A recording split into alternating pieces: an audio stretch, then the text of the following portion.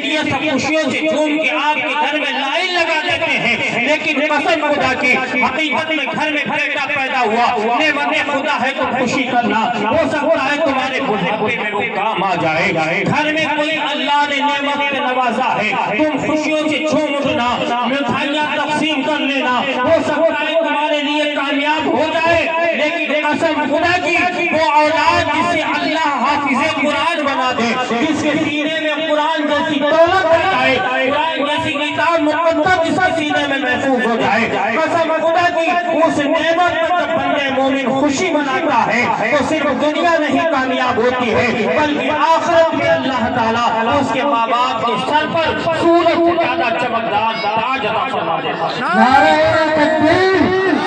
نعرہ رسالت، جشن دستار بندی، زندہ اللہ، نعرہ تکبیر، نعرہ رسالت۔ ایک حافظ قرآن کسے حافظ قرآن کہتے ہیں؟ آپ کو معلوم ہے مسلمانوں کا کیا مقام ہے، آج ہمارا حال کیا ہے۔ میں ان حافظوں کے گھر والوں سے بھی کہنا چاہتا ہوں،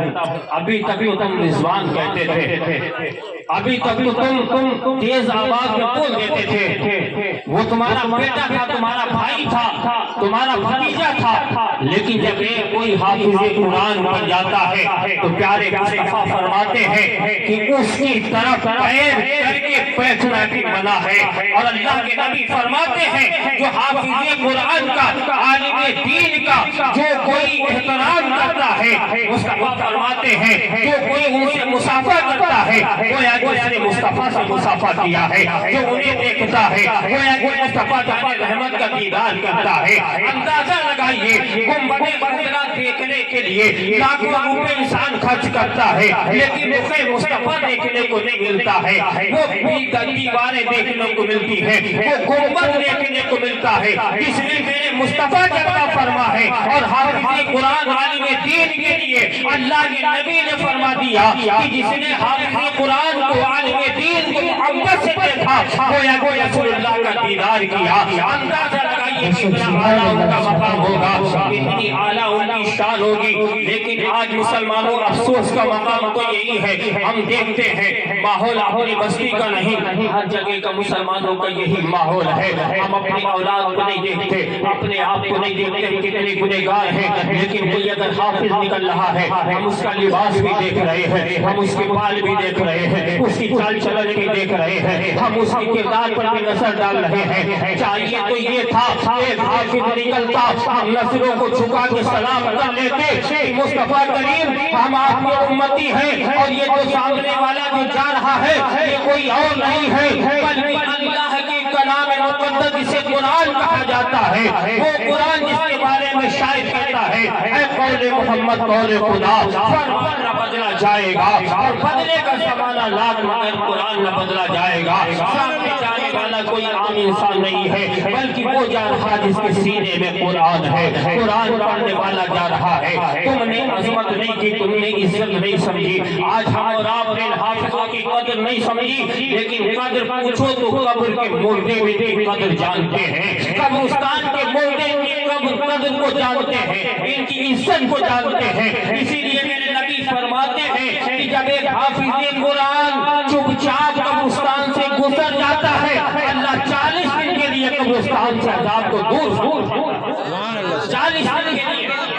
قبرستان سے عذاب دور ہو جاتا ہے۔ حافظ گزر رہا اور ہمارے آپ کے سامنے حافظ گزر رہا تو ہمارا کیا ماحول؟ ہم حافظ کی غیبت کرتے ہیں، ہم اس کے بچوں کو کہہ رہے ہیں، اس کے پریوار کو کہہ رہے ہیں، اس کے گفتار کو کہہ رہے ہیں، ہم اس کے لباس کو کہہ رہے ہیں۔ کبھی آپ نے نہیں سوچا کہ ہمارا فائدہ کس میں ہے؟ یہ وہ حافظ قرآن ہے، آپ کو معلوم ہونا چاہیے۔ اللہ کے پیارے نبی فرماتے ہیں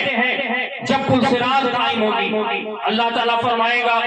اے دنیا میں آنے والے جو دنیا میں گئے تھے، دنیا سے واپسی لی ہے، وَإِنَّ إِلَيْهِ رَاجِعُونَ کے مصداق بن چکے ہو، اللہ کی بارگاہ میں واپس آ چکے ہو، اے دنیا سے آنے والوں اب جب آئے ہو ذرا امتحان دے کے دکھاؤ کہ تم عمل کیسا کر کے آئے ہو۔ اللہ تعالیٰ پل صراط کا پل بچھوائے گا، فرشتے پل بچھائیں گے، یہ पुल कहाँ होगा मालूम है? नीचे दोजख के शोले, नीचे दोजख है। नदी के ऊपर अगर पतला पुल हो तो इंसान डगमगाता है, उसकी किनारे पर बाउंड्री पर चलने से हिचकिचाता है, कांपने लगता है। और दोजख के शोले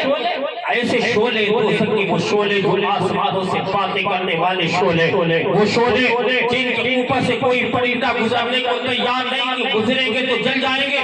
दोजख के वो शोले कि अगर सात समंदर में उन शोलों को बुझाने के बाद दुनिया में डाल दिया जाए तो दुनिया जल के खाकस्तर हो जाएगी। वो जहन्नम के शोले, उस शोलों के ऊपर सिरात लाइन फरमाएगा, अल्लाह फरमाएगा मेरे बंदे तुम्हारी इम्तिहान की बारी है, जरा गुजरो, देखे तुम्हारे अमल क्या है, देखे तुम्हारी नेकियां क्या है, देखे तुम्हारे सवाब क्या है, देखे तुम्हारी नमाज़ें कैसी है, देखे तुम्हारी ज़कात कैसी है, देखे तुम्हारा सदका कैसा है, देखे तुम्हारा अमल कौन सा बेहतर है। उन सिरात के करीब आएंगे तो लोग कहेंगे मौला कैसे इम्तिहान होगा? अल्लाह फरमाएगा इसके ऊपर चलते चले जाओ, बाल से ज्यादा बारीक, तलवार से ज्यादा तेज, बताओ कैसे चलेगा? इंसान डर जाएगा। मौला नीचे दोजख के शोले और इतनी बारीक ये रास्ता, इसमें कैसे गुजरेंगे? कुर्बान जाइए हाफिज़ कुरान की असमत पर मुस्तफा करीम आमिना के लाल हम सब के आका मुस्तफा जाने रहमत मकी मदनी ताजदार फरमाते हैं, अल्लाह ताला फरमाएगा ऐ हाफिज़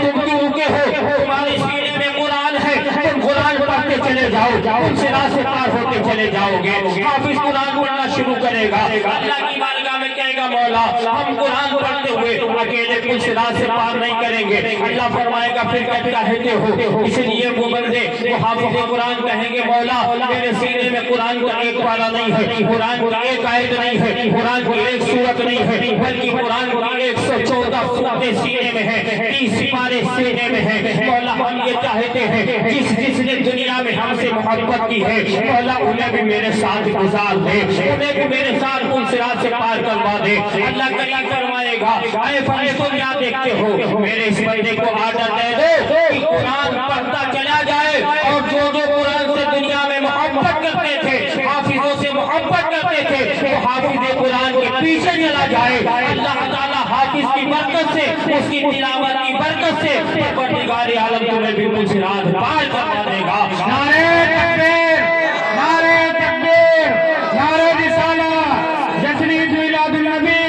हाफिज इजवान साहब, मौलाना आमिर साहब, नारे तकबीर। अज़ीज़ान मोहतरम गौर कीजिए, अल्लाह करीम फरमाएगा मेरे बंदे कुरान पढ़ता चला जा, दुनिया में जिसने तुझसे मोहब्बत की थी जा इसी कुरान के सदके में तेरा साथ उन्हें अता कर रहे, वो सिर्फ कुछ रात पार कर जाएंगे। अंदाजा लगाइए हाफिज कुरान की अजमत देखिए। एक बेटा जब हाफिज बनता है, आप हाफिज बनने से पहले उसे बेटा कह सकते हो, हाफिज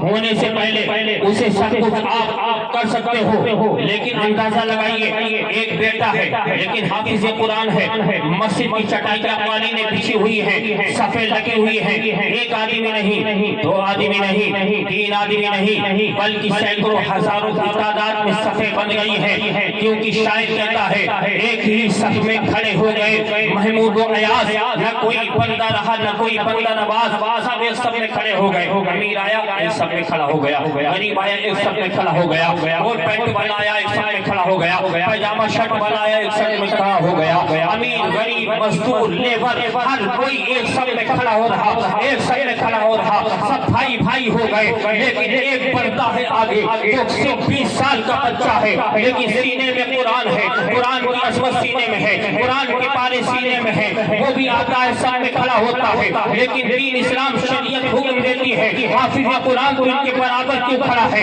तेरे लिए मुसल्ला इंतजार कर रहा है, तो मुसल्ले पे पहुंच जा। बादशाह पीछे खड़ा, प्रधान सरपंच पीछे खड़ा है, एमएलए एमएलसी पीछे खड़ा है, हर कोई पीछे खड़ा है, वो आगे खड़ा हो गया। बाप ने पुकार कर कहा मेरा बेटा मुसल्ले पे पहुंच गया, भाई ने पुकार कर कहा मेरा भाई मुसल्ले पे पहुंच गया, चाचा ने कहा मेरा भतीजा पहुंच गया। लेकिन जब नियत की बारी आई है, कानून बदल गए हैं, अल्लाह करीम ने ऑर्डर दे दिया है, रसूलुल्लाह ने फरमान सुना दिया है, ऐ बाप बेटे का रिश्ता, ऐ भाई भाई का रिश्ता, ऐ चाचा भतीजे का रिश्ता, अभी तक जब एक सफ में थे, जब सब मुक्तदी थे, तब तो वही रिश्ता चल रहा था। लेकिन वो बेटा वो भतीजा वो بھائی مصلی پہ پہنچ گیا ہے، اب نیت کرنا تو بھائی کہہ کے نیت نہ کرنا، اب نیت کرنا تو بھتیجے کہہ کے نیت نہ کرنا، اب نیت کرنا تو یہ مت کہنا کہ پیچھے اپنے پوتے کے، کیونکہ نماز تمہاری خراب ہو جائے گی۔ اب اگر نیت کرنا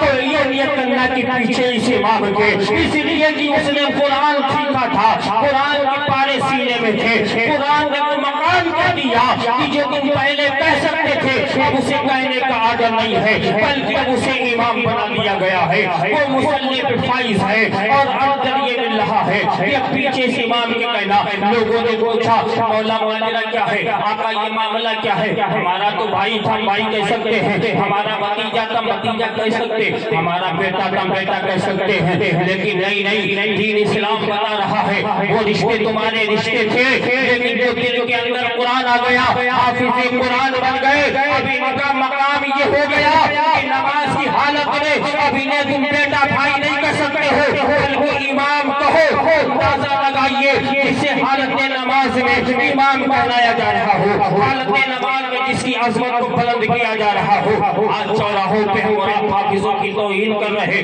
آج چوراہوں پہ ہم اور آپ ان کی غیبتیں کر رہے، آج چوراہوں پہ ہم اور آپ مسلمانوں کی توہین